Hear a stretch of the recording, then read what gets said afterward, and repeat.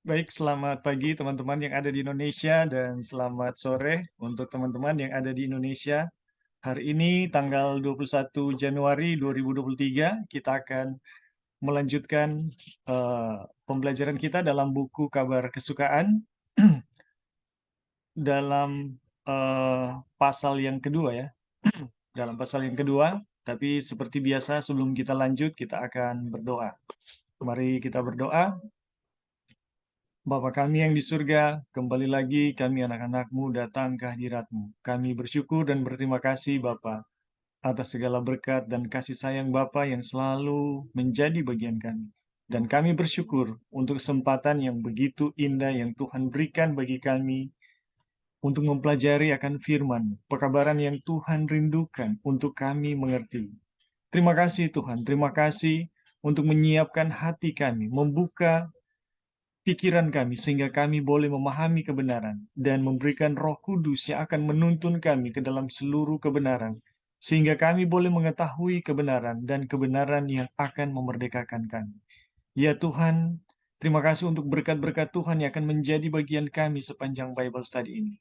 Dan terima kasih untuk memberkati jaringan internet sepanjang Zoom berlangsung. Biarlah berkat Tuhan boleh menjadi bagian dalam jaringan internet ini. Berkati juga saudara-saudara kami yang lain Tuhan, yang mungkin belum terhubung dengan kami. Biarlah berkat-berkat surga yang sama boleh menjadi bagian kami semua. Terima kasih Tuhan, inilah doa kami, di dalam nama Yesus kami sudah berdoa. Amin. Baik, teman-teman, kita akan lanjut ya dengan pembelajaran kita.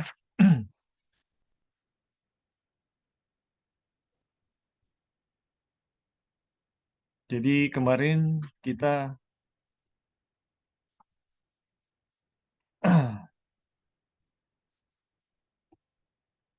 oh ya,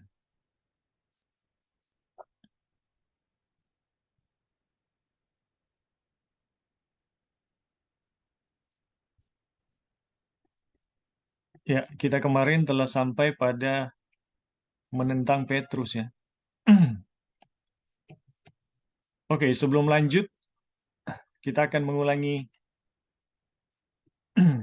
Halo, apa kedengaran? Dengar. Oke. Bisa, Bing. Ya. Jadi kemarin kita telah belajar mengenai persatuan yang sempurna dan tindakan Paulus menentang Petrus.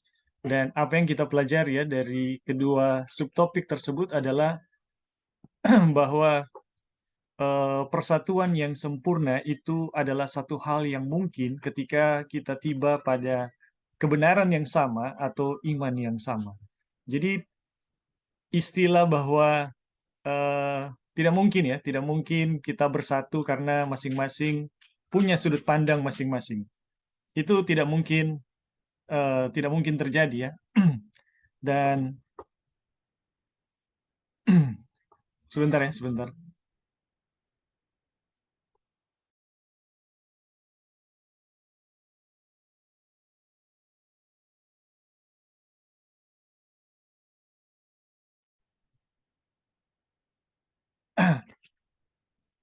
Ya. Jadi anggapan orang yang mengatakan bahwa tidak mungkin kita melihat kebenaran itu sama karena masing-masing kita punya sudut pandang yang berbeda. Ini adalah satu hal yang eh, lumrah kita dapati, tetapi itu sesuatu yang tidak benar ya dalam soal kebenaran. Kalau kita mempelajari firman Tuhan ya, apa yang kita pelajari kemarin itu betul-betul membuktikan bahwa itu sama sekali keliru ya. Kita yang berada di tempat yang berbeda ya, berjauhan dengan berbagai latar belakang yang berbeda. Kalau kita diajar dengan Tuhan yang sama, itu tidak mungkin kebenaran itu berbeda ya. Pelajaran tentang kebenaran itu berbeda. Itu tidak mungkin. Dan itu kita telah lihat ya dari pengalaman Paulus yang menyinggung bagaimana dia pergi ke Yerusalem ya, rapat di Yerusalem dan dia pergi ke Yerusalem. Dia sekalipun ya bertobat di tempat yang berbeda, jauh dari mereka dengan latar belakang yang berbeda dengan rasul-rasul, Rasul Paulus memiliki kesimpulan yang sama dengan para rasul ya. Kebenaran-kebenaran yang diajarkan dan diyakini itu sama. Sekalipun Wagner katakan kekayaan itu bisa beda ya, tingkat-tingkat tingkat-tingkat pengetahuan itu bisa berbeda ya dalam segi kedalaman dan kekayaan. Tetapi tingkat-tingkat kekayaan ini tidak akan bertentangan satu sama lain ya, seperti terang lampu sorot dan lampu lilin ya. Itu tidak mungkin kita tidak mengenal bahwa itu adalah bukan terang ya. Jadi persatuan itu sangat mungkin ya ketika kita belajar dari guru yang sama, dari Tuhan yang sama ya, dengan memiliki iman yang sama. Ketika kita tiba pada iman yang sama ya, kita akan tiba pada kesatuan pengetahuan atau kebenaran yang sama ya, kesatuan kebenaran yang sama. Jadi itu sangat-sangat mungkin dan itulah yang didoakan oleh Kristus ya. Itulah yang didoakan oleh Kristus. Kemudian kita juga belajar ya bagaimana Paulus menyinggung dia menentang Petrus ya, menentang Petrus ketika Petrus bersikap eh, pengecut ya, bersikap pengecut atau munafik ya. Dan eh, ini disinggung ya, ini disinggung untuk menunjukkan bahwa Petrus itu bukanlah orang yang tanpa salah gitu. Dan kalau kalau seseorang betul-betul memiliki roh Kristus atau kebenaran, ketika ditegur ya, ketika dikasih tahu kesalahan, dia tidak akan justru balik menyerang ya atau dengan agresif menyerang balik karena orang menegur. Tetapi Petrus memberi teladan, orang-orang yang memiliki kebenaran ketika ditegur itu akan dengan lemah lembut menerimanya ya. Bukan sebaliknya, malahan orang yang ditegur dibalik balik di apa ya? eh, Dimarahi kalau orang Manado bilang. Jadi ini satu pelajaran ya, satu pelajaran yang sangat baik yang kita telah pelajari pada eh, minggu kemarin ya, pada minggu kemarin.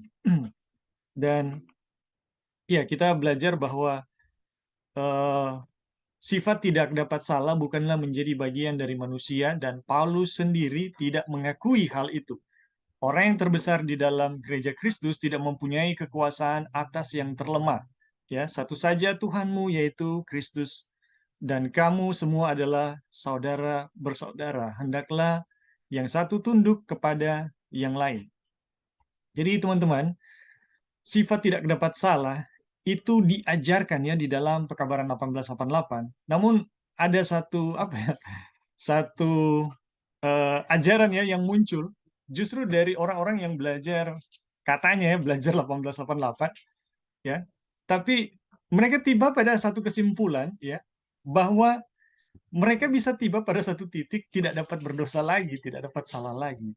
Dan mereka telah mencapai hal itu. Ini luar biasa ya. Apakah teman-teman yang membaca teks ini salah membaca atau gimana ya? Tapi itulah kesimpulan mereka dalam mempelajari 1888 yang sama sekali tidak diajarkan oleh Wagoner. Jadi kita udah bisa bayangkan ya ajaran 1888 yang bagaimana itu. Itu betul-betul sangat-sangat merusak ya, merusak pekabaran 1888. Oke. Jadi kira-kira itu ya teman-teman yang kita pelajari pada minggu yang lalu dan saat ini kita masuk pada subtopik yang baru ya, membeda-bedakan.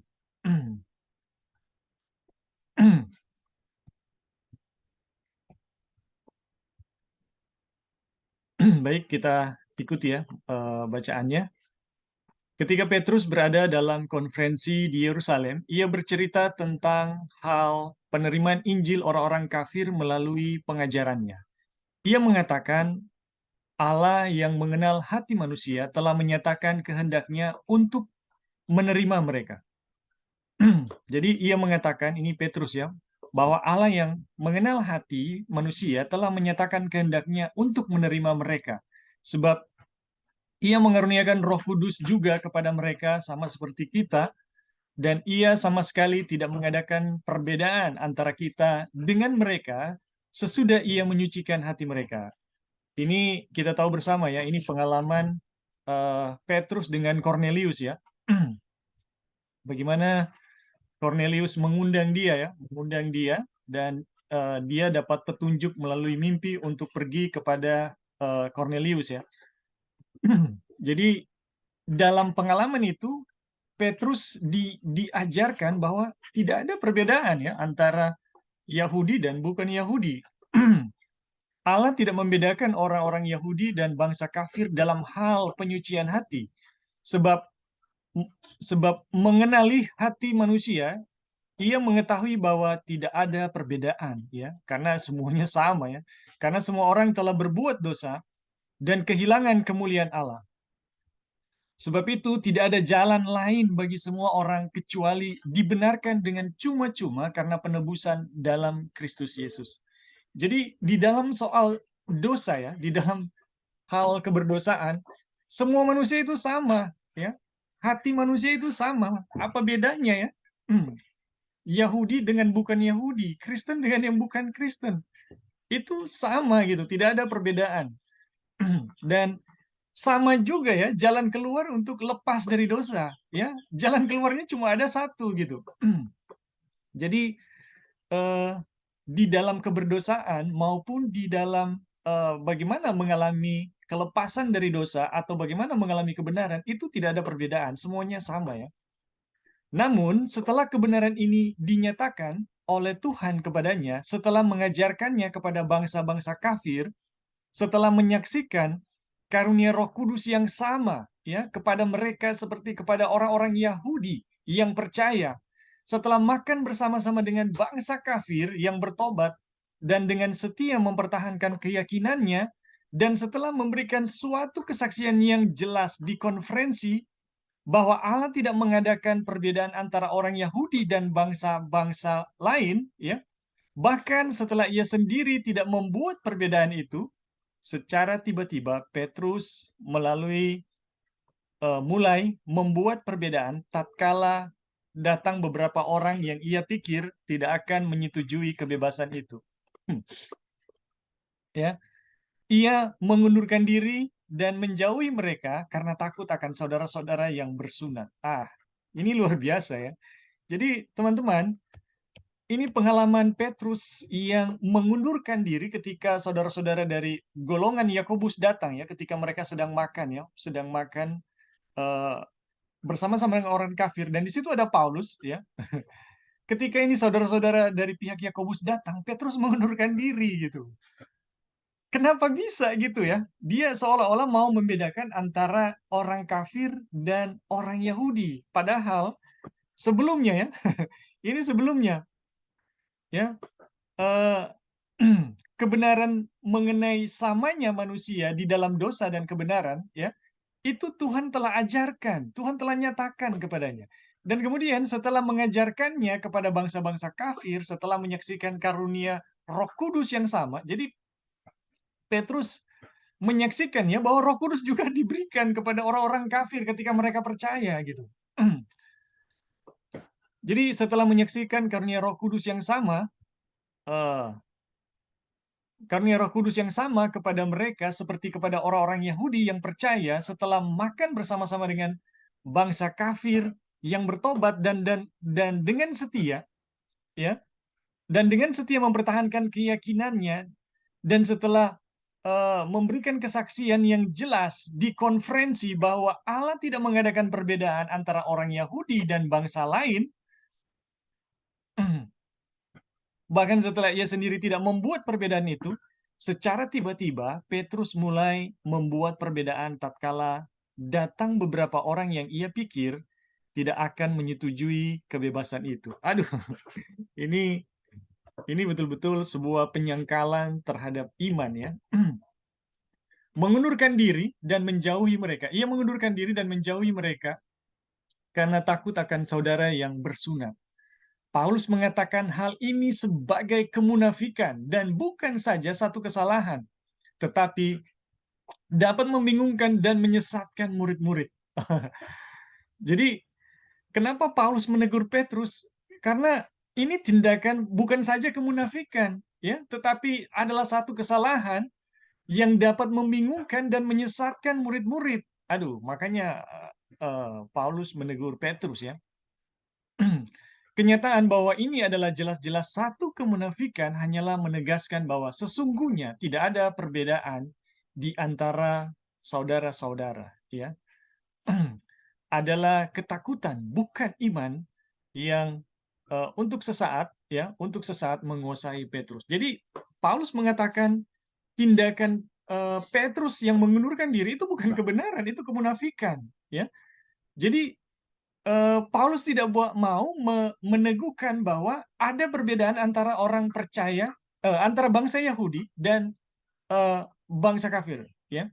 Tidak ada perbedaan, semuanya sama-sama berdosa dan sama-sama membutuhkan Yesus sebagai juru selamat. Jadi apa yang dibuat oleh Petrus ini merupakan satu tindakan, ya, yang bukan kebenaran, ya. Ini adalah ketakutan, bukan iman, yang untuk sesaat menguasai Petrus. Jadi teman-teman, di sini kita lihat ya, alasan kenapa Paulus menegur Petrus, karena ini satu hal yang sangat penting ya.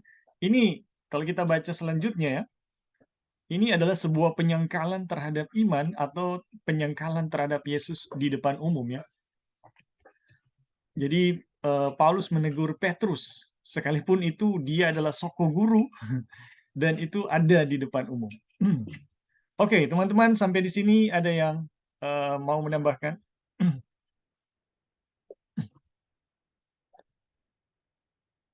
Atau memberi komentar, dipersilakan. Lebih. Ya, silakan Joy. Ya, jadi kalau kita lihat cerita di sini memang apa ya, first of all, namanya manusia ada kesalahan yang bisa mereka lakukan. Tapi kalau kita lihat roh dari Petrus itu roh kerendahan hati ya, maksudnya dia kan yang mengepalai di situ. Terus Rasul Paulus baru bertobat. Terus kemudian langsung ditegur gitu kalau ada kesalahan. Kalau orang mau pikir ya, emangnya lu siapa kalau gitu, kalau mau berpikir secara pikiran kanal mind, emang kamu siapa gitu ya. Tapi kalau kita lihat Roh Kudus menguasai hati kita, pikiran Yesus yang diri kosong gitu, itu Tuhan gunakan siapa saja, sedangkan Tuhan aja bisa gunakan orang kafir, Tuhan bisa gunakan anak kecil, Tuhan bisa gunakan siapa saja untuk menegur kita gitu. Jadi kalau kita ditegur, ada Roh Suci berbicara kepada kita, itu kalau memang kita mempunyai pikiran Kristus ya, kita tuh akan mengakui kesalahan kita, menyadari kesalahan kita, karena sometimes kita masih banyak pengaruh-pengaruh mungkin di dalam Injil yang salah, seperti itu pengaruh-pengaruh yang salah di masa lampau. Tapi dari situlah kita belajar yang mana Tuhan bekerja untuk kita, dan dia bisa menggunakan siapa saja untuk menegur kita, dan kita belajar ya dari pengalaman Paulus dengan Petrus, yang mana Petrus menerima teguran gitu, dan kita pun menerima teguran karena kita bisa saja berada dalam satu situasi yang bisa saja kita mungkin tanpa sadar melakukannya, atau di bawah alam sadar, atau memang secara sengaja. Tapi kalau Tuhan sudah menegur kita dengan kerendahan hati, kita terima, dan ya betul. Karena pengalaman di grup ini juga kan ada juga beda pendapat ya. Kalau memang kita betul-betul mau belajar kebenaran, kita itu nggak akan memikirkan diri gitu. Oke, mana kebenarannya? Mari kita belajar sama-sama, dan kalau salah, ya saya salah, ini kebenaran. Seperti itu. Jadi kalau kita mempunyai pikiran hanya untuk diri, kita yakin dan percaya kita nggak akan menemukan kebenaran seutuhnya, ataupun ada kesalahan yang Tuhan mau tunjukkan, kita nggak akan terima gitu. Karena memang untuk mau menyangkal diri itu nggak gampang ya, karena sudah dibesarkan dengan pikiran diri, sudah biasa dengan diri. Sekarang pikiran Yesus datang, diri itu memang harus mati gitu. Jadi dengan pekabaran ini mengingatkan saya pribadi juga bahwa kita tidak terlepas dengan kesalahan, kita mungkin masih membawa pengaruh-pengaruh yang kita hidup di masa lampau, dan Tuhan tegur, nyatakan pada saat ini, dan kita terima semuanya itu untuk kebaikan ya, untuk kebaikan dan kebenaran Tuhan dan untuk Tuhan sendiri. Tapi semuanya itu akan terjadi kalau kita menerima pikiran Tuhan dan membiarkan Roh Kudus yang bekerja. Oke, thank you, Bing. Ya, terima kasih Joy. Jadi kalau kita memiliki pikiran Kristus ya, ketika ditegur ya, sekalipun di depan orang, di depan umum, ya kita akan sama seperti Petrus ya. Sama seperti Petrus dengan rendah hati menerima teguran Paulus. Bersyukur ya. Oke, masih ada lagi yang lain? Halo, Bing. Ya, silakan, Brother Eric.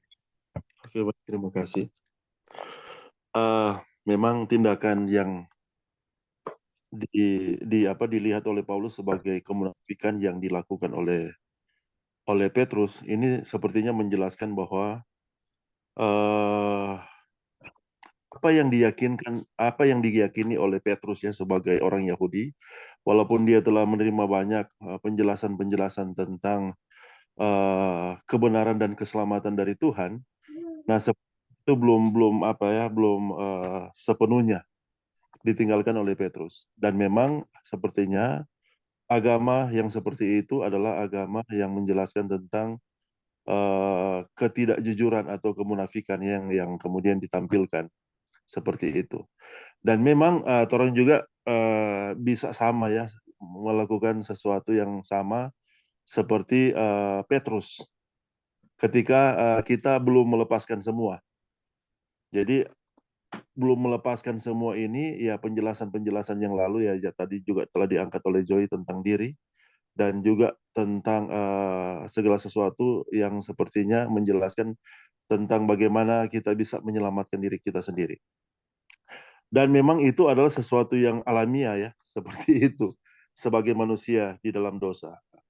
Kita melihat bahwa tindakan Petrus itu adalah sebagaimana yang dilakukan oleh Petrus sebagai manusia ya.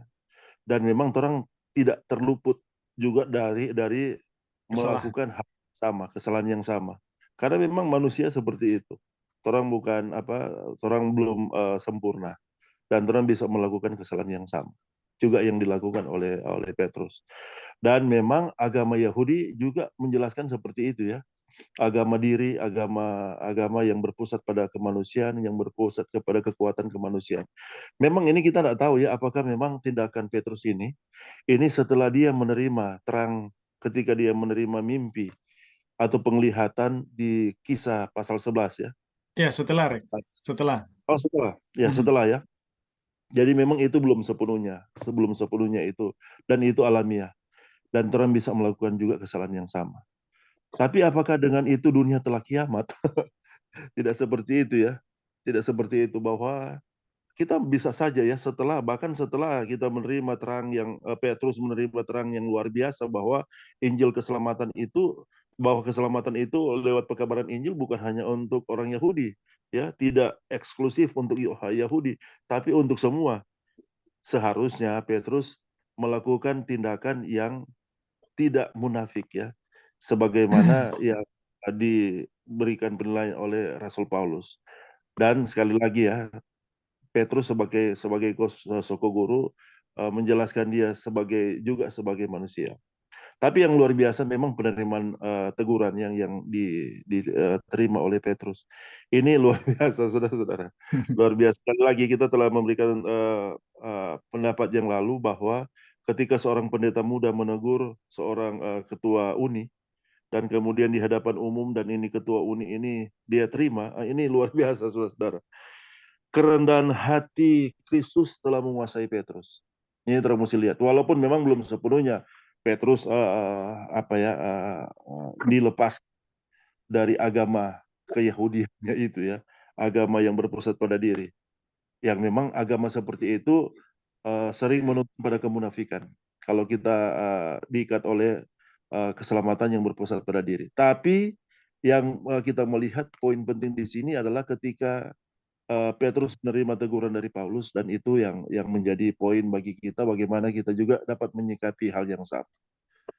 Memang sekali lagi kita pernah sampaikan yang lalu ketika orang melibatkan diri atau menyerahkan kehidupan di dalam panggilan Tuhan ya, untuk bersaksi bagi Tuhan, untuk melayani Tuhan. Di sana adalah prosesnya bagaimana diri itu dihancurkan seperti itu. Karena memang di sana ada banyak sekali perlakuan-perlakuan yang akan kita terima, ya, yang merendahkan diri kita, menghancurkan diri kita. Ada tindakan-tindakan yang kalau kita tidak ambil bagian di situ, mungkin kita tidak akan diproses ya untuk mengalami apa yang Yesus katakan ya, yang merupakan panggilan bagi orang untuk memiliki sifat yang sama. Belajarlah padaku karena aku lemah lembut dan rendah hati. Dan memang saudara-saudara, kita selalu bilang yang lalu bahwa ini kadang butuh pergumulan ya, yang nyanda butuh air mata. Dan Petrus telah mengalami itu. Ya, ketika dia menyangkal Yesus, kemudian dipersalahkan oleh orang-orang banyak ya.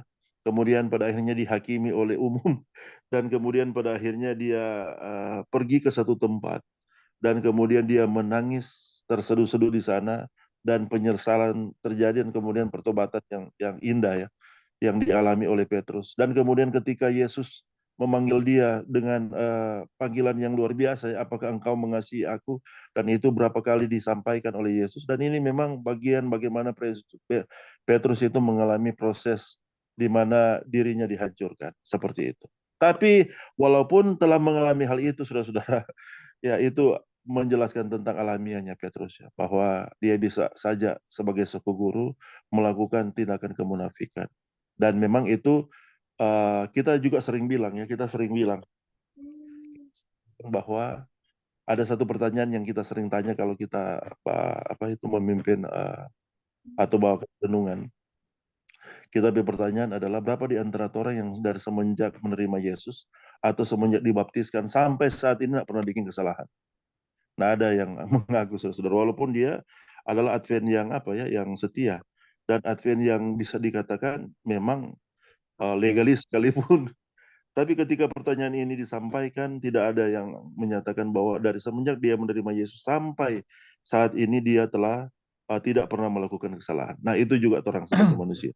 Dan orang akan terus diproses ya, sampai kepada di mana kita akan menerima di dalam kepenuhan kebenaran Kristus, dan memang di sana kita akan sempurna dalam penjelasan bahwa kesempurnaan Yesus itu telah menjadi bagian kita. Dan itu proses yang menyakitkan dan kadang ya panjang ya. Mungkin seperti Henok 360 tahun, tapi bisa saja seperti pencuri ya, yang semuanya sesaat.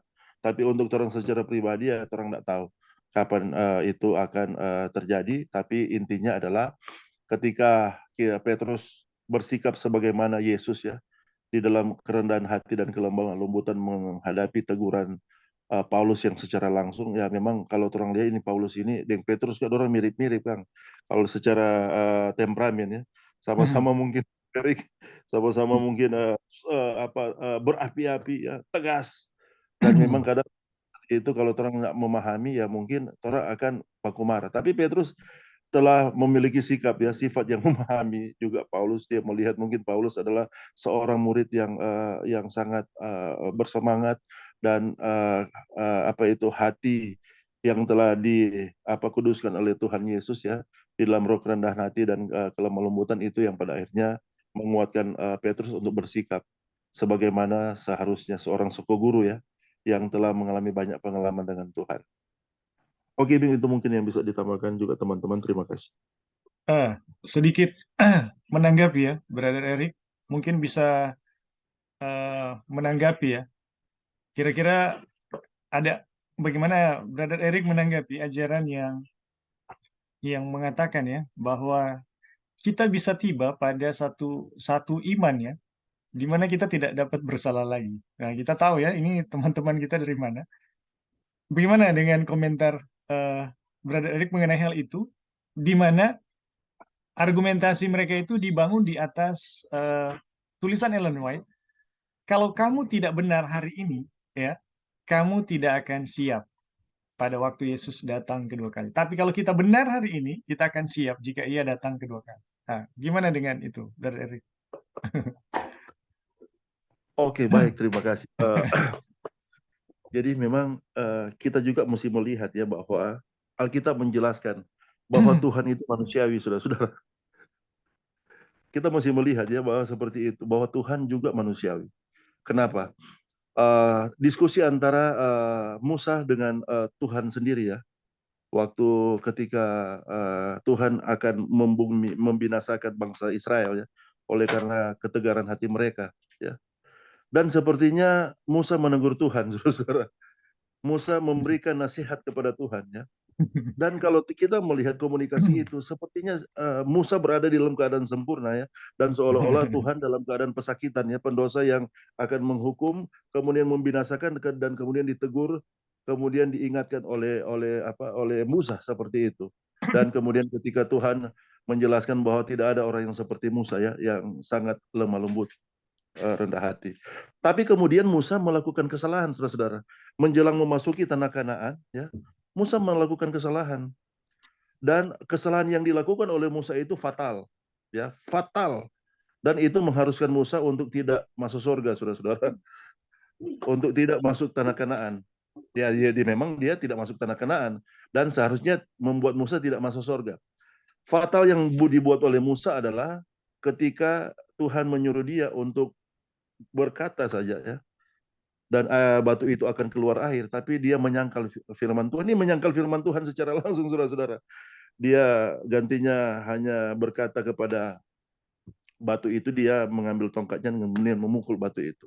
Ya, kemudian dia di hadapan Tuhan, dia mengambil kemuliaan yang seharusnya hanya untuk Tuhan. Kita melihat ya seorang Musa yang paling lemah lembut, yang menegur Tuhan, yang mengingatkan Tuhan. Ini kekudusan yang luar biasa, saudara-saudara. Kesempurnaan yang luar biasa. Tidak ada manusia atau malaikat sekalipun yang harus memberikan nasihat kepada Tuhan. Tidak ada. Ya, hanya Musa. Tapi kita melihat ya, di akhir kehidupannya, Musa melakukan kesalahan. Kita melihat di prinsip ini saja, keyakinan yang seperti itu sudah salah ya. Keyakinan yang seperti itu sudah salah. Bahwa sesungguhnya keselamatan itu adalah hak Tuhan, milik Tuhan. Ya, tidak ada manusia yang bisa menentukan kita selamat dengan kita hidup benar hari ini dan kita selamat. Tidak seperti itu. Ya, keselamatan itu adalah hak prerogatif Tuhan. Dan kita melihat ya bahwa ketika setan dengan Tuhan ya, ini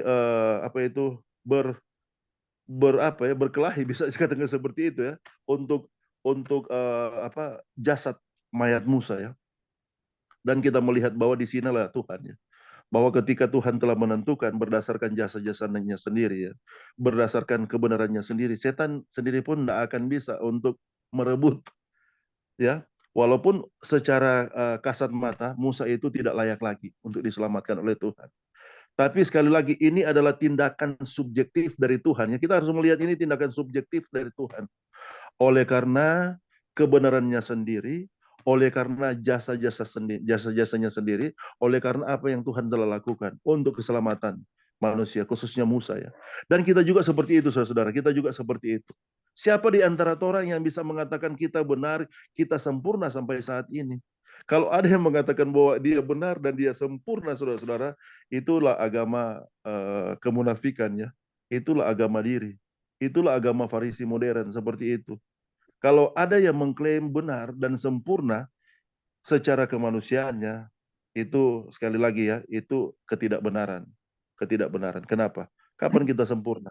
Alkitab mengatakan kapan kita sempurna itu ketika penghulu malaikat itu ya, meniupkan sangkakala itu, meniupkan trompet, kemudian Tuhan datang dari langit, dan kemudian orang-orang yang hidup dalam kebenaran dan yang mati dalam kebenaran itu dibangkitkan bersama-sama mereka yang masih hidup, kemudian diubahkan.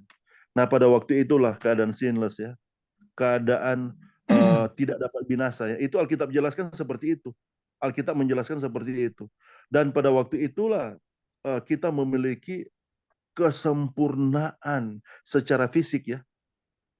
Secara fisik kita memiliki kesempurnaan, kemudian pada akhirnya kita dibawa ke dalam kerajaan sorga. Jadi memang kebenaran kita, kesempurnaan kita, saudara-saudara, itu sesuai dengan penjelasan penggambaran malaikat yang ketiga ya, bahwa itu adalah kesempurnaan yang dihisapkan kepada kita ya, kebenaran yang dihisapkan kepada kita, kekudusan yang dihisapkan kepada kita. Dan memang itu pekerjaan penyelamatan Tuhan memang sifatnya seperti itu ya. Sehingga itu dikatakan kasih karunia, saudara-saudara. Kalau ada yang mengaku bahwa kita telah benar, itu keselamatan itu bukan lagi kasih karunia, saudara-saudara.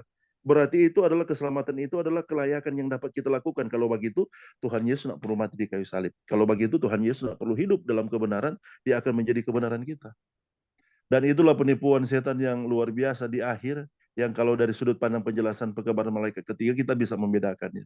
Bahwa ini adalah penipuan setan di akhir. Dan memang apa yang pernah Ebing angkat itu bahwa setan di akhir zaman ini tidak memanggil orang untuk menjadi pendosa yang berdosa secara luar biasa ya. Tapi setan memanggil untuk menjadi orang kudus, orang benar, orang sempurna, tapi bukan dengan cara Tuhan ya, tapi dengan cara setan itu sendiri. Jadi memang ada juga teologi yang berkembang ya, yang itu memang sementara menjadi satu perhatian ya oleh gereja. Teologi itu adalah teologi yang menjelaskan tentang keadaan sempurna ya di akhir, kemudian pada akhirnya dengan keadaan sempurna itu mereka diselamatkan, tapi tidak dijelaskan dari sudut pandang Christ and His righteousness, Kristus dan kebenarannya. Jadi teologi ini menjelaskan bahwa manusia bisa sempurna lewat makanan, ya. Manusia bisa sempurna lewat usaha-usaha kemanusiaan.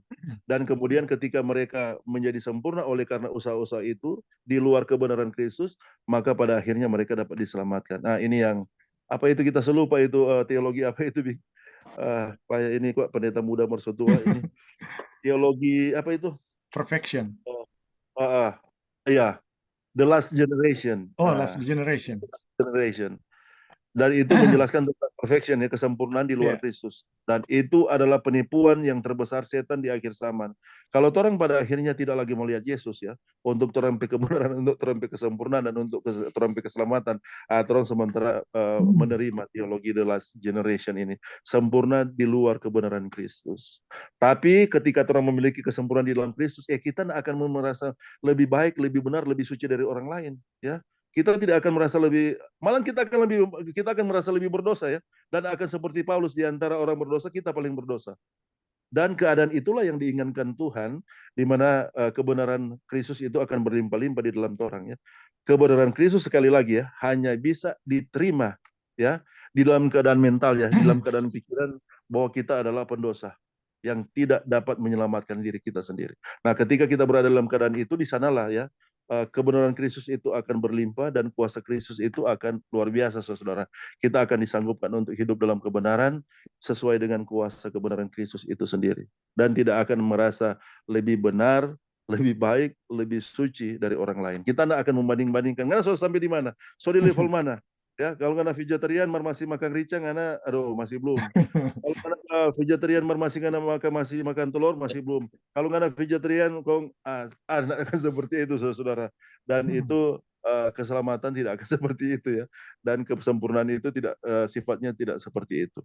Dan kalaupun kita akan masuk di kelompok 144.000, itu hanyalah oleh karena kebenaran Kristus itu sendiri, iman dan kebenaran Yesus itu sendiri. Kita akan disanggupkan untuk masuk di sana. Kita pernah bilang Pak Ebing, memang orang dari secara hereditas, hukum hereditas itu hereditas ya, orang itu paling merosot ya, kaboter ini di akhir zaman. Dan orang kalau dari segi kemerosotan paling merosot, dari segi kelemahan paling lemah. Tapi yang luar biasa, orang yang pada akhirnya membantah ya, meruntuhkan tuduhan setan bahwa mereka tidak dapat menurut. Itu ya. Dan apa yang mereka lakukan itu memang setan tercengang-cengang. Kok bisa ya? Orang itu yang paling lemah, paling kaboter, orang bisa hidup benar ya. Dan sekali lagi ya, kenapa orang bisa disanggupkan walaupun orang paling lemah, paling merosot, itu hanyalah oleh karena Christ and His righteousness, Kristus dan kebenarannya. Itu dijelaskan lewat pekabaran malaikat ketiga. Dan kalau kita kebenaran dari sudut pandang pekabaran malaikat ketiga, saudara, kita bersyukur, dan itu benar bahwa kita akan bersuka cita di dalamnya. Tidak ada beban lagi di sana, tidak ada saling bersaing sehubungan kebenaran dan kesempurnaan. Tapi memang kebenaran ini akan menuntun kita untuk menjadi satu. Kenapa? Karena kita dipersatukan di dalam kebenaran Kristus, Kita dipersatukan oleh kuasa Kristus dan kita dipersatukan oleh kasih Kristus. Dan ini menjadi kuasa yang luar biasa ya. Dan kepalsuan itu pada akhirnya mereka akan melihat luar biasa ya. Ini yang torang coba upayakan ya. So setengah mati torang ada backing, bahkan seumur hidup ya torang bergumul untuk mencapai itu. Kok mereka menerimanya sepertinya dengan sangat sederhana. Ya, mereka menerimanya dengan apa? Sepertinya sangat Cuma-cuma. ringan. Dengan cuma-cuma apa yang mereka telah upayakan dengan darah. Dan memang sepertinya kalau pada akhirnya akan seperti itu, ya kita melihat bahwa itu adalah bagian dari upaya dari kuasa kegelapan, kuasa setan untuk menuntun orang untuk tidak menerima ya kebenaran yang sesungguhnya di dalam Kristus yang dijelaskan lewat pekabaran malaikat ketiga. Oke, mungkin ya, minta maaf sudah panjang. Mungkin Ya, itu tanggapan yang bisa diberikan. Terima kasih. terima kasih, Brother Eric. Jadi teman-teman yang baru bergabung, kita lagi menanggapi ya satu isu di dalam gereja kita, ya.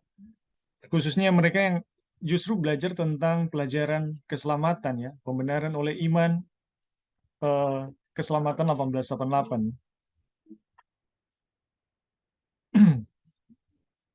Jadi isu itu adalah kalau kita ya, kita bisa tiba pada satu kondisi kita tidak dapat berbuat dosa lagi ya, dan mereka mengajarkan ajaran mereka itu bisa membuat kita seperti itu gitu, tidak dapat berbuat dosa lagi. Dan Saudara Erik sudah memberi ya tanggapan mengenai Musa ya, dan kita sedang pelajari mengenai Petrus ya. Mereka ini adalah orang-orang yang sudah tiba pada satu kondisi bisa dibilang kondisi sempurna, Paulus malahan ya. Dan ketika ya kita berdiskusi dengan orang-orang ini dan membagikan ya fakta-fakta Alkitab mengenai hal ini, pada akhirnya ya dengan teori mereka harus membuat satu kesimpulan yang fatal sekali.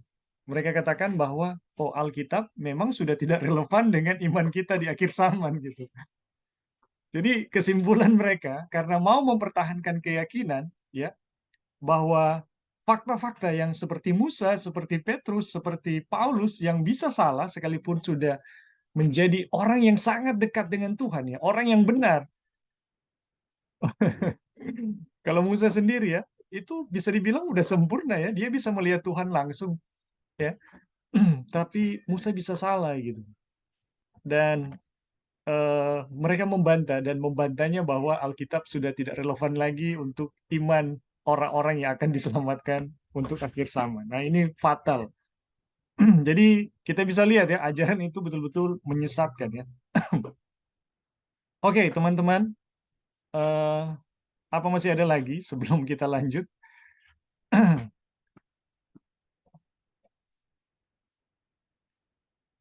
Oke, kalau sudah tidak ada kita lanjut ya pada pelajaran mengenai bertentangan dengan kebenaran Injil. Ya,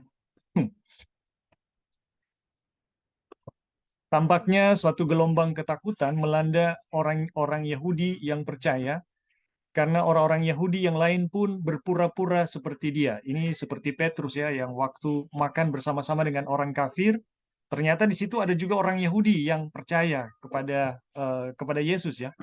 Sehingga Barnabas sendiri turut terseret oleh kemunafikan mereka. Jadi di situ juga hadir Barnabas ya. Ini berarti tidak berjalan dengan tulus sesuai dengan kebenaran Injil. Bahwa Injil itu tidak membeda-bedakan gitu. Tapi waktu saudara-saudara dari pihak Yakobus datang ketika mereka sedang makan ya, ini Petrus dan orang-orang ini mengundurkan diri gitu, seolah-olah mau membeda-bedakan bahwa ada kafir, ada Yahudi ya. tetapi fakta yang hanya berpura-pura bukanlah keseluruhan pelanggaran terhadap kebenaran Injil ya. Hal tersebut adalah satu penyangkalan di hadapan umum terhadap Kristus. Jadi teman-teman, kenapa Paulus menegur Petrus di depan umum ya, melihat sikap Petrus ini yang kemudian mempengaruhi orang Yahudi yang percaya, termasuk Barnabas ya. Kenapa Paulus harus menegur? Karena hal tersebut adalah satu penyangkalan di hadapan umum terhadap Kristus. Jadi ini sama dengan yang Petrus pernah buat sebelum Yesus disalibkan ya. Di malam Yesus mengalami penyiksaan ya. Jadi hal tersebut adalah satu penyangkalan di hadapan umum terhadap Kristus, sama seperti perbuatan yang pernah dilakukan oleh Petrus pada waktu ia tiba-tiba dilanda ketakutan, merasa bersalah. Dan kita semua sudah terlalu sering berbuat dosa yang sama untuk dapat menghakimi mereka. Jadi teman-teman, ya kita sebenarnya mirip mereka ya. Kita hanya dapat melihat kenyataan dan akibatnya sebagai amaran bagi kita sendiri. Jadi ya kita nggak perlu menghakimi mereka ya. Tetapi apa yang menjadi pengalaman mereka ya, dan akibatnya itu menjadi pelajaran buat kita sebagai satu amaran ya. Jadi ini menjadi satu pelajaran tersendiri, amaran, supaya kita jangan melakukan hal yang sama ya, kemunafikan yang sama, karena ini adalah satu tindakan menyangkali Kristus di depan umum. Perhatikan bagaimana tindakan Petrus dan yang lain-lain itu sesungguhnya adalah penyangkalan terhadap Kristus walaupun tidak sengaja. Jadi ini sesaat ya, ini sesaat. Tetapi ini adalah penyangkalan terhadap Kristus dan Paulus perlu merespon hal ini. Baru saja ada pertentangan besar mengenai persoalan sunat, ya. Itu adalah persoalan tentang pembenaran dan keselamatan. Apakah manusia diselamatkan hanya oleh iman di dalam Kristus atau oleh bentuk-bentuk lahiriah lainnya? Kesaksian yang jelas telah diberikan bahwa keselamatan itu hanya oleh iman saja, dan kini sementara pertentangan masih berlangsung, sementara saudara-saudara palsu masih menyebarkan kesalahan mereka, tiba-tiba saudara-saudara yang setia ini membuat perbedaan-perbedaan terhadap orang-orang percaya dari bangsa kafir, sebab mereka tidak disunat. Pada dasarnya mereka berkata, kecuali kamu disunat, maka kamu tidak dapat diselamatkan. Jadi, teman-teman, sikap dari Petrus maupun orang-orang Yahudi yang percaya kepada Yesus maupun Barnabas ketika mengundurkan diri, itu mereka membuat perbedaan antara Yahudi dan yang kafir, ya. Itu secara tidak langsung mau mengatakan, kecuali kamu tidak disunat, maka kamu tidak dapat diselamatkan. Jadi mereka ini memberi satu sikap yang menentang ya, satu yang apa ya, yang berbeda dan menentang sesuatu yang sementara terjadi pertentangan, sementara diselesaikan ya di sidang di Yerusalem. Jadi teman-teman, makanya kenapa Paulus menegur Petrus ya di depan umum, ini penting sekali ya, ini penting sekali. Perbuatan-perbuatan mereka menyatakan kami juga meragukan kuasa iman di dalam Yesus Kristus untuk menyelamatkan manusia. Jadi sikap mengundurkan diri Petrus dan yang lain-lain ini mau menyatakan ya kepada orang-orang kafir yang percaya bahwa kami juga meragukan kuasa iman di dalam Kristus untuk menyelamatkan manusia. Kami sungguh-sungguh percaya bahwa keselamatan bergantung pada sunat dan pekerjaan hukum Taurat. Iman di dalam Kristus memang baik, tetapi ada sesuatu yang masih harus dilakukan. Iman saja tidaklah cukup. Jadi teman-teman, sikap dari Petrus dan saudara-saudara yang percaya termasuk Barnabas ini mau menyatakan bahwa keselamatan itu tidak sepenuhnya oleh iman. Iman saja tidak cukup. Harus ada sesuatu yang dilakukan. Jadi ini pesan ya, pesan secara tidak langsung yang kemudian dieksposisi oleh Wagoner bahwa apa yang dilakukan oleh Petrus dan teman-temannya ini merupakan satu tindakan penyangkalan terhadap Yesus di depan umum, penyangkalan terhadap ajaran yang sementara mereka perjuangkan ya, sementara mereka pertentangkan ya di sidang di Yerusalem. Jadi inilah alasan kenapa Paulus perlu ya menanggapi atau menegur Petrus di depan umum. Penyangkalan terhadap kebenaran Injil seperti itu tidak dapat dibiarkan Paulus dan dengan segera ia menyerang akar persoalannya. Aduh. Jadi teman-teman, kenapa Paulus perlu menegur Petrus di depan umum? Karena ini penting sekali. Ini penting sekali ya. Ini penting sekali. Dan kita sudah pelajari ya bagaimana pentingnya ya Paulus menegur orang Petrus dan yang lain-lain tentunya ya secara tidak langsung. Jadi karena ada satu masalah yang sedang diselesaikan di sidang di Yerusalem, kemudian Petrus sendiri sudah punya pengalaman ya yang memberi kesaksian bahwa Tuhan tidak membedakan orang-orang kafir dan orang Yahudi. Ya, mereka semua sama-sama berdosa dan sama-sama membutuhkan Yesus, dan keselamatan itu hanya oleh kasih karunia atau hanya oleh iman saja. Tetapi ketika Petrus dan teman-teman bersikap munafik ya, mengundurkan diri ketika saudara-saudara dari pihak Yakobus datang, saudara-saudara yang bersunat ya, dari pihak Yakobus datang, kemudian mereka mengundurkan diri, ini adalah satu tindakan penyangkalan terhadap kepercayaan yang sedang diperjuangkan ya, kepercayaan yang mereka sedang selesaikan di Yerusalem. Dan ini merupakan tindakan penyangkalan terhadap Kristus di depan umum. Jadi inilah alasan kenapa Paulus perlu ya menegur Petrus di depan umum, karena ada kebenaran yang sangat penting yang sedang dipersoalkan ya, yang sedang diselesaikan. Oke, teman-teman, sampai di sini ada yang mau memberi tambahan atau tanggapan atau komentar, dipersilakan.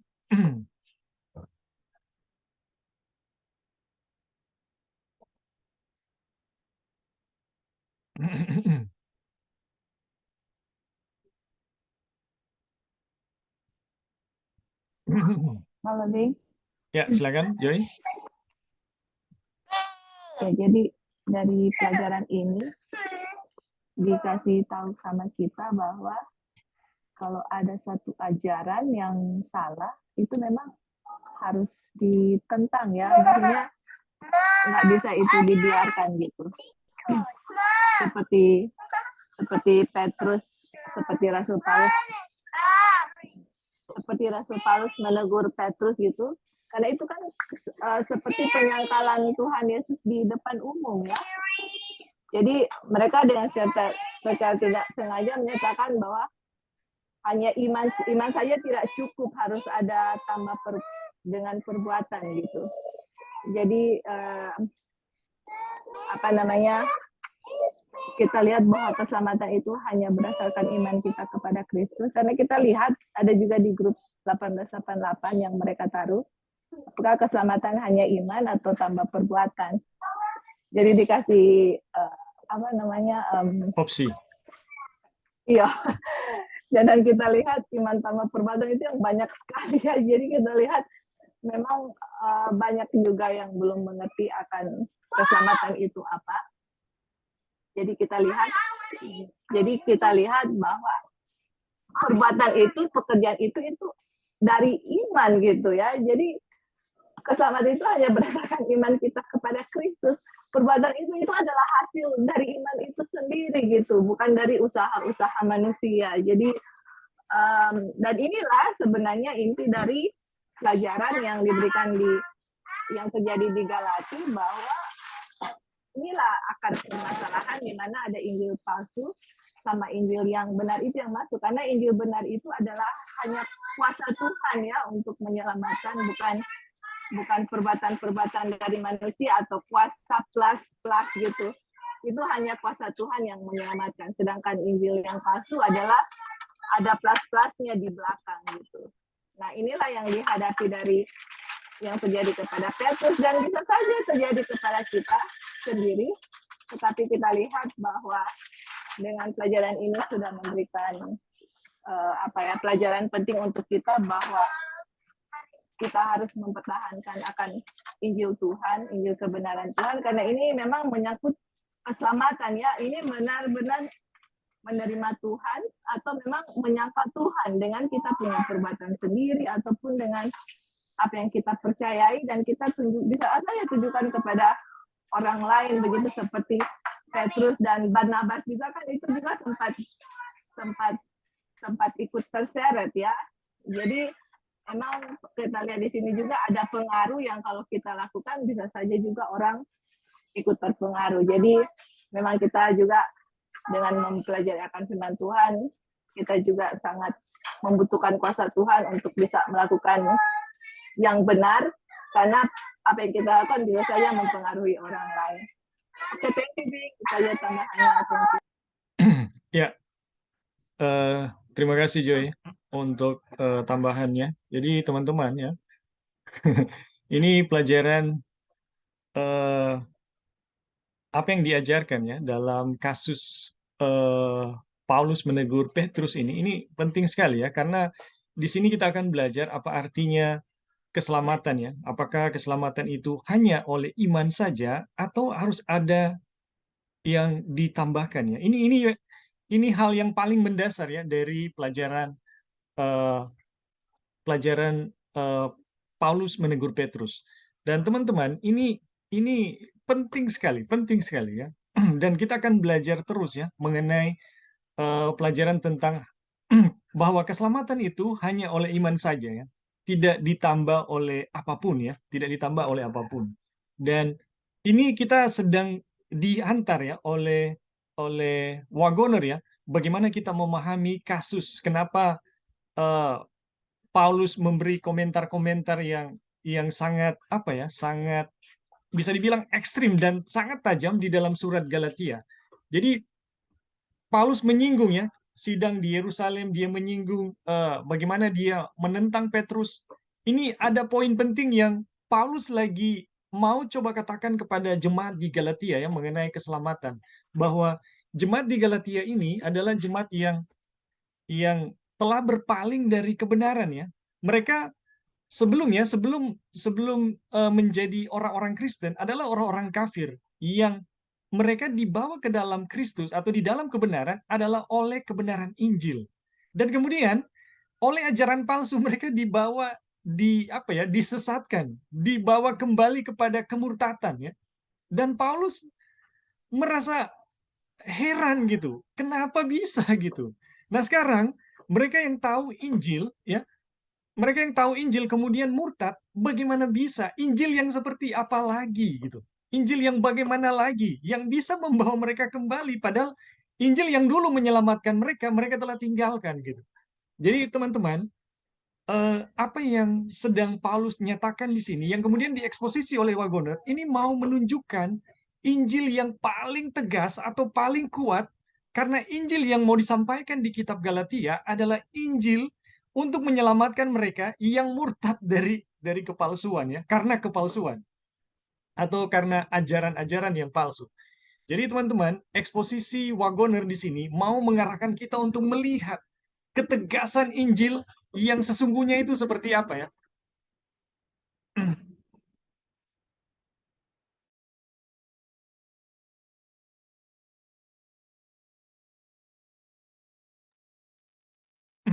Ya.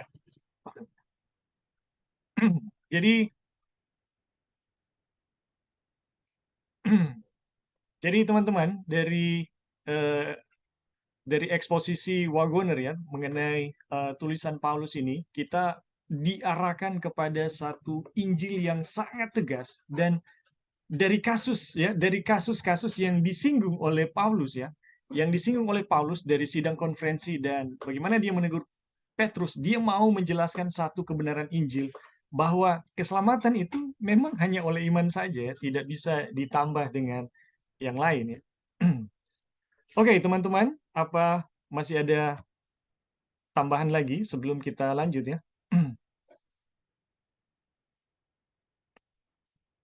Mungkin satu yang terakhir ya.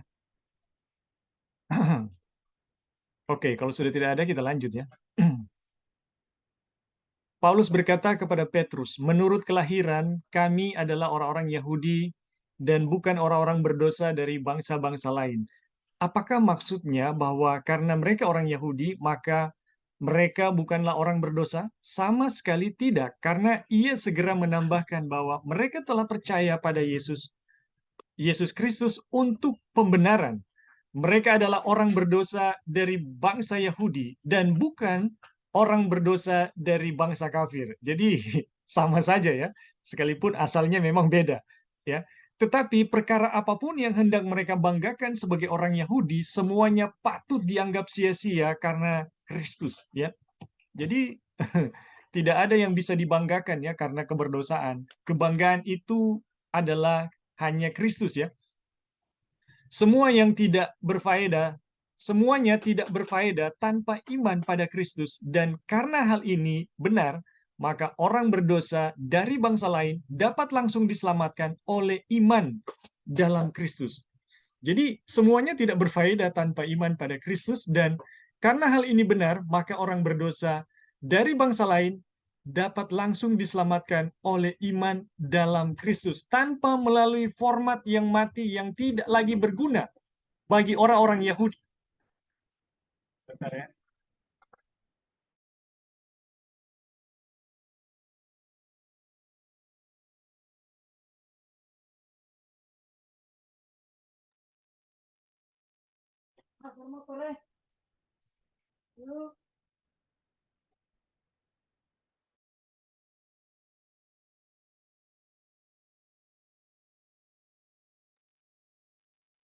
Ya, maaf teman-teman, ada orang tadi.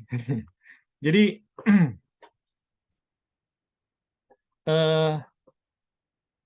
di sini ya, di sini Wabun katakan semuanya tidak berfaedah tanpa iman pada Kristus ya. Dan karena hal ini benar, maka orang-orang berdosa dari bangsa lain dapat langsung diselamatkan oleh iman dalam Kristus tanpa melalui format yang mati yang tidak lagi berguna bagi orang-orang Yahudi, di mana sebagian besar diberikan sebagai akibat ketidakpercayaan mereka.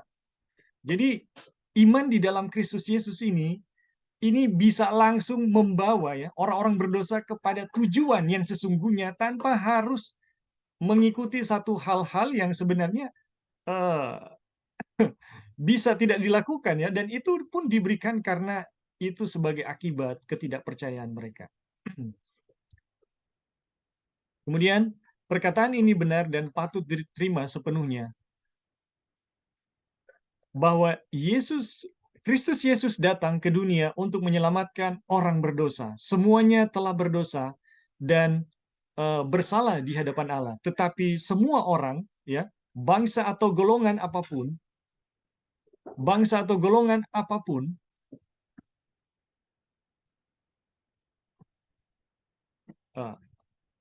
ya, semua telah berdosa dan bersalah di hadapan Allah, tetapi semua orang, bangsa atau golongan apapun dapat menerima perkataan ini. Orang ini menerima orang-orang berdosa dan makan dengan mereka. Ya, seorang berdosa yang disunat tidak lebih baik daripada seorang berdosa yang tidak bersunat. Ya, ini luar biasa ya. Seorang berdosa yang menjadi anggota gereja tidak lebih baik daripada orang yang berada di luar gereja. Jadi semua kita sama ya, mau di dalam gereja, mau bersunat, itu sama ya. Namanya berdosa ya, itu berdosa ya. Orang berdosa yang telah mengalami baptisan secara lahir tidak lebih baik daripada orang berdosa yang belum pernah mengadakan satu pengakuan terhadap agama. Aduh, ini luar biasa ya. Jadi agamakah keberadaan agama kita dan baptisan kita tidak mempengaruhi ya kalau kita berada di dalam keadaan berdosa ya. Dosa adalah dosa dan orang berdosa adalah orang berdosa apakah di dalam atau di luar gereja ya. Jadi sama saja ya. Tetapi syukur kepada Allah ya, Kristus adalah pendamaian untuk dosa kita dan dosa seluruh dunia. Ya, jadi keberadaan kita di hadapan Tuhan sama ya, dalam soal dosa tidak ada perbedaan, dan di dalam keselamatan pun sama. Jadi syukur kepada Allah ya, Kristus adalah pendamaian untuk dosa kita dan dosa seluruh dunia. Jadi inilah ya kebutuhan dari orang berdosa ya, yaitu Kristus adalah pendamaian untuk dosa kita dan dosa seluruh dunia. Ada pengharapan untuk orang-orang beragama yang tidak setia maupun orang-orang berdosa yang belum pernah menyebut nama Kristus. Jadi sama-sama membutuhkan ya, mengharapkan dan membutuhkan Kristus ya.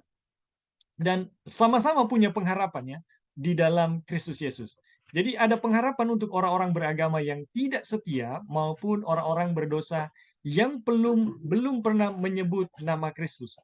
Injil yang sama diberitakan kepada dunia harus diberitakan kepada gereja karena hanya ada satu Injil.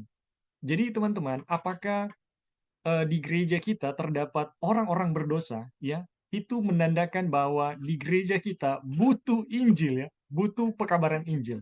Dan di dunia pun yang berdosa itu menunjukkan ya, di dunia yang berdosa ya, penuh dengan orang berdosa, menunjukkan bahwa semuanya membutuhkan Injil ya, karena hanya Injil ya yang bisa menyelamatkan ya orang-orang yang berdosa, apakah di dalam gereja ataupun di luar. Injil itu mempertobatkan orang-orang berdosa di dunia, sebagaimana orang-orang berdosa yang menjadi anggota-anggota gereja dan pada saat yang sama memperbaharui mereka yang benar-benar berada di dalam Kristus. Jadi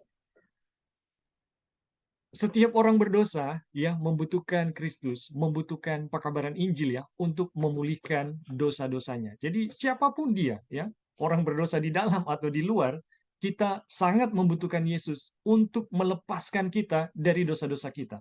Dan pekabaran Injil kita sangat butuhkan ya, kita sangat butuhkan. Jadi jangan pernah berpikir bahwa karena di gereja itu terdapat orang-orang percaya, kita tidak membutuhkan Injil ya. Justru kalau kita merasa tidak membutuhkan, aduh ini yang menjadi masalah ya. Jadi kita punya yang berada di dalam gereja, kita sangat-sangat membutuhkan karena kita sadar kita adalah orang-orang berdosa. Jadi kita sangat membutuhkan Yesus, kita sangat membutuhkan Injil yang mau menjelaskan bagaimana Yesus menyelamatkan kita ya. Oke, sampai di sini teman-teman, ada yang mau memberi tambahan atau tanggapan? Dan mungkin ini yang terakhir ya. Sebelum kita menutup perjumpaan kita. Halo, Bing. Ya, silakan Brother Eric. Oke, baik. Terima kasih. Tapi kalau bisa di poinnya ya, poin, karena mengingat waktu. Oke. Ya. Jadi ini ada dua tanggapan yang ingin kita berikan. Yang pertama, sehubungan dengan orang berdosa yang ada di dalam dan orang berdosa yang ada di luar, saudara. Dan sama-sama orang berdosa. Dan itu dijelaskan oleh Tuhan ya lewat Lukas pasal 15 ya, perumpamaan tentang anak yang hilang.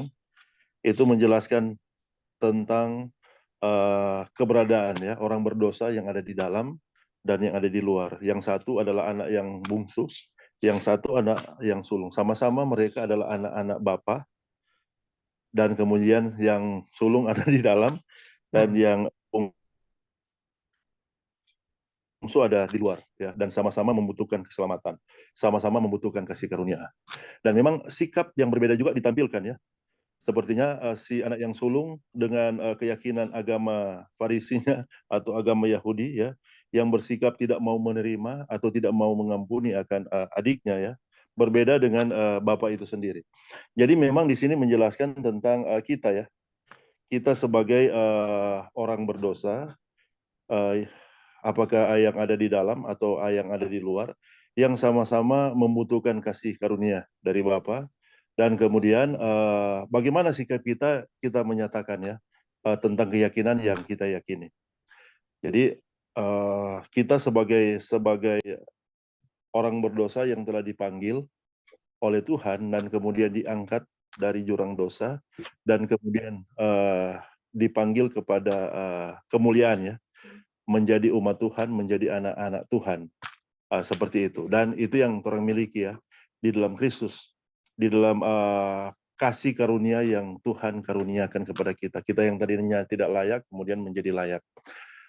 Kemudian ini memang ketika kita berada dalam pengertian ya bahwa sesungguhnya kita diangkat dari keberdosaan kita dan keselamatan itu adalah karunia atau kasih karunia, kita tidak akan bersikap ya sebagaimana anak yang sulung itu. Seperti itu. Atau kita tidak akan bersikap secara munafik seperti itu. memang kemunafikan itu muncul oleh karena kebenaran diri ya. Kalau tidak ada kebenaran diri, tidak ada kemunafikan, saudara.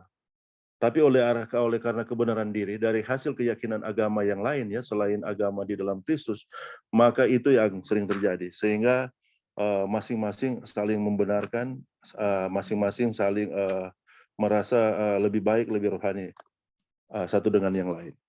Dan ini bagian yang kedua, itu yang tadi, bahwa Tuhan telah menjelaskan itu, bahwa orang sama-sama orang berdosa, tapi orang adalah anak-anak Tuhan ya, yang sangat dikasihi oleh Tuhan. Seperti itu ya. Orang adalah anak-anak Tuhan, mau dia di luar atau di dalam, orang adalah anak-anak Tuhan yang sangat dikasihi oleh Bapa yang di sorga. Kemudian ini yang kedua ya, tanggapan yang kedua, sehubungan dengan tadi yang diangkat oleh Ebin, tentang keyakinan bahwa kita bisa benar di dalam kebenaran ini ya, yang atau kebenaran malaikat yang ketiga, yang kemudian kita tidak dapat lagi untuk berdosa ya. Kita sempat beberapa kali ya diskusi dengan mereka yang memiliki keyakinan ini, dan sepertinya mereka juga melakukan kemunafikan ya. Seperti itu saudara-saudara. Kenapa kita bisa bilang kemunafikan? Karena mereka menyatakan bahwa mereka lah yang memiliki atau memahami kebenaran, dan lewat kebenaran ini mereka diselamatkan. Tapi manuver ya, cara pendekatan yang mereka lakukan itu kita bisa bilang itu cara yang berdosa, yang mereka tidak sadari, saudara-saudara. Jadi sementara juga mereka melakukan keberdosaan, tapi merasa diri benar dan merasa diri tidak lagi berdosa. Inilah yang luar biasa. Tapi cara yang di pendekatan yang dibuat adalah dengan cara yang berdosa. Misalnya contoh ya, ada begitu tindakan yang yang kasar begitu ya. Kemudian yang tidak mempedulikan, sepertinya tidak peka ya. Itu yang dilakukan. Kemudian suka membuli ya. Jadi itu yang kita melihat, kok mereka merasa benar, merasa diri sudah sempurna ya dalam kebenaran saat ini, tapi dengan cara yang berdosa pendekatan yang mereka lakukan. Ini kita sering tertawa ya, begitu dah kita tertawa dalam hati atau kita tersenyum seperti itu. Dan memang itu ya yang aneh yang terjadi, mereka yang meyakini itu. Kemudian yang kedua adalah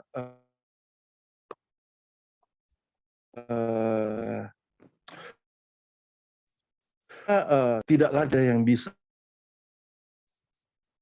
merubah, saudara-saudara. Biar halo, mungkin kalau boleh ulang, tidak ada yang apa? Ya, mereka dalam keyakinan ada lagi yang bisa mengubah atau mengubah seperti itu. Apa yang mereka yakini yang sepertinya telah baku. Dan ketika mereka yakini benar seperti itu, tidak ada yang akan mempersalahkan, saudara-saudara. Dan walaupun itu secara masuk akal itu dijelaskan lewat dari penjelasan data-data Alkitab, mereka tidak akan menerimanya. Dan sekali mereka menganggap benar, itu mereka yang paling benar, saudara.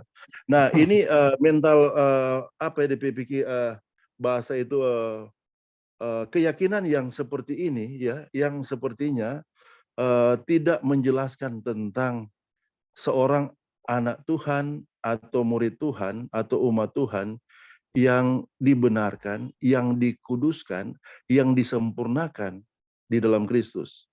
Ya, apa yang dijelaskan di dalam Yakobus pasal berapa itu yang kebenaran atau hikmat yang dari atas. Pertama-tama dia pendamai. Dan seterusnya itu tidak ditampilkan. Nah, sehingga ketika kita melihat kebenaran yang seperti apa yang mereka yakini, ya, ketika tampilannya seperti itu, saudara-saudara. Sedangkan kebenaran yang seharusnya ditampilkan itu adalah kebenaran yang dijelaskan juga oleh kebenaran firman itu sendiri. Dan mereka sangat gampang ya untuk mengatakan, ini bro, ngana salah bro. Tapi ketika menyatakan salah, mereka tidak bisa jelaskan apa dasar kesalahan. Itu yang sering mereka, karena mereka secara subjektif merasa begitu yakin dengan kebenaran ini, dan mereka kebanyakan menerimanya dari guru mereka, dan mereka menjadi seperti burung beo, kemudian menyampaikan apa aja keyakinan yang mereka terima, kemudian membeo seperti itu. Dan ketika ditanya, kenapa ngana bilang salah, mereka tidak bisa menjelaskan. Pokoknya salah, tasu bilang ngana salah, jangan mau coba-coba mau itu, ngana pokoknya ngana salah, coba gitu salah. Jadi itu berbeda ya. Sehingga kalau sehat ya kita menyatakan salah itu ada dasar penjelasan dari kebenaran firman Tuhan itu sendiri. Dan memang sesungguhnya mereka yang dibenarkan, disempurnakan, dikuduskan dalam Kristus tidak akan memiliki roh seperti itu, saudara. Malahan akan seperti Paulus ya, harta yang kami miliki itu di dalam bejana tanah liat. Kita cuma kure, ya kita cuma tembikar, ya kita cuma periuk. Di mana kemuliaan Kristus itu ada di dalamnya, tidak ada kebanggaan secara manusia ya, yang kemudian itu ditampilkan. Jadi memang sepertinya ya, setan juga sementara masuk ya, untuk memutarbalikkan fakta kebenaran pekabaran malaikat ketiga. Karena mereka mengaku-ngaku ya, mereka adalah pembawa pekabaran malaikat yang ketiga, mereka adalah pembawa pekabaran Kristus dan kebenarannya, bahkan secara historis ya, mereka adalah pembawa pekabaran 1888. Aduh. Kemudian itu yang ditampilkan. Ketika itu yang ditampilkan, ini mempermalukan saudara-saudara. Ini mempermalukan. Mempermalukan ya Tuhan. Sehubungan dengan pekabaran keselamatan. Dan kita bersyukur ya bahwa orang adalah anak-anak Tuhan yang sementara diperlengkapi oleh Tuhan, diajarkan oleh Tuhan dengan benar dari sudut pandang pekabaran malaikat yang ketiga dengan Kristus dan kebenarannya atau Injil yang benar itu sendiri. Dan ini yang akan terus ya, yang akan terus kita yang menjadi kerinduan kita, yang menjadi hasrat kita untuk memilikinya. Dan memang ketika kita miliki akan kebenaran ini, maka kita akan tentunya memiliki kebenaran dari sifat Kristus itu sendiri. Ini yang berbanding lurus ya. Kebenaran oleh iman, Injil kebenaran Kristus dan pekabaran malaikat yang ketiga ini akan menuntun orang untuk memiliki Christ and His righteousness, Kristus dan kebenarannya. Kita akan memiliki sifat karakter Kristus. Seperti itu ya. Pada akhirnya itu akan dituntun pada kebenaran itu. Dan ketika kita bisa mengampuni, ketika kita bisa sabar satu dengan yang lain, ketika kita bisa merendahkan hati satu dengan yang lain, inilah ya buah dari hasil mempelajari pembenaran oleh iman, Injil kebenaran Kristus dan pekabaran dari pekabaran malaikat yang ketiga itu sendiri. Dan itu kita bersyukur ya bahwa kita sementara dipersiapkan oleh Tuhan, dibentuk oleh Tuhan, diperlengkapi oleh Tuhan dengan kebenaran yang ini, ini sehingga kita pada akhirnya akan memiliki sifat karakter seperti Kristus. Yang kemudian itu yang menjelaskan bagaimana kita sesungguhnya sedia, bagaimana sesungguhnya kita sempurna, bagaimana sesungguhnya kita kudus ya, dengan memiliki kebenaran Kristus dan kemudian oleh kuasa Kristus sifat karakter Kristus itu dikerjakan di dalam kehidupan kita dan kita akan memuliakan Tuhan. Oke, Bing, terima kasih dan teman-teman minta maaf panjang, Tuhan memberkati. Baik, terima kasih Brother Eric. Dan teman-teman, ini waktu kita udah selesai ya. Mengingat ini ada acara di gereja. Jadi terima kasih ya teman-teman sudah menghadiri Zoom kita pada saat ini. Dan Tuhan memberkati kita semua. Terima kasih juga untuk teman-teman yang sudah memberi komentar ya, berinteraksi. Tuhan memberkati ya kita semua. Jadi saya percaya pelajaran kita pada saat ini memberikan kita banyak berkat untuk kita ya, di mana kita boleh belajar mengenai bagaimana ya sikap Paulus menegur Petrus dan bagaimana kebenaran apa yang sedang dinyatakan ya oleh Paulus dalam surat Galatia. Jadi teman-teman untuk mengikuti untuk lebih jelas ya teman-teman bisa ikuti lebih lanjut mengenai pelajaran kita besok ada ya. Besok dan mungkin hari Senin juga ada, dan teruslah mengikuti ya pelajaran-pelajaran kita tiap minggu. Oke teman-teman, kita akan menutup perjumpaan kita pada saat ini. Ya, di sini ada Brother Lauri. Brother Lauri, apa bisa mendoakan ya, mendoakan kita saat ini? Kita berdoa. Ya. Bapa surga, kami bersyukur atas segala kebaikan-Mu bagi kami. di mana Engkau telah menjaga memelihara kami hingga tiba pada pagi ini di Indonesia dan sore hari di Amerika. Kami mengucap syukur untuk setiap firman yang telah kami dengar, terutama pada pagi ini, firman yang telah dibawakan oleh Brother Eding, biarlah setiap yang kami pelajari menjadi kekuatan bagi kami Tuhan, supaya bagaimana kami bisa memiliki Kristus dalam kehidupan kami, dan juga dengan kebenarannya Tuhan. Berkati kami semua Tuhan, biarlah berkat-berkat pelajaran ini menjadi bagian kami, terutama juga berkat-berkat hari Sabat menjadi bagian kami semua. Menyertai kami sepanjang hari Sabat ini dalam perbaktian kami ya Bapa. Terima kasih. Kami berdoa dalam nama Yesus, Juru Selamat dan penebus dosa kami. Amin. Amin. Oke, thank you, Le. Thank you, Bing. Thank you, Sahabat Joyce. semuanya. Thank you, Sahabat. Brother Eric. Thank you, Brother Juan. Thank you, Dino. Semuanya. Brother Oke, Juan, terima Tante kasih semua. Molly Happy kayaknya. Sabat all.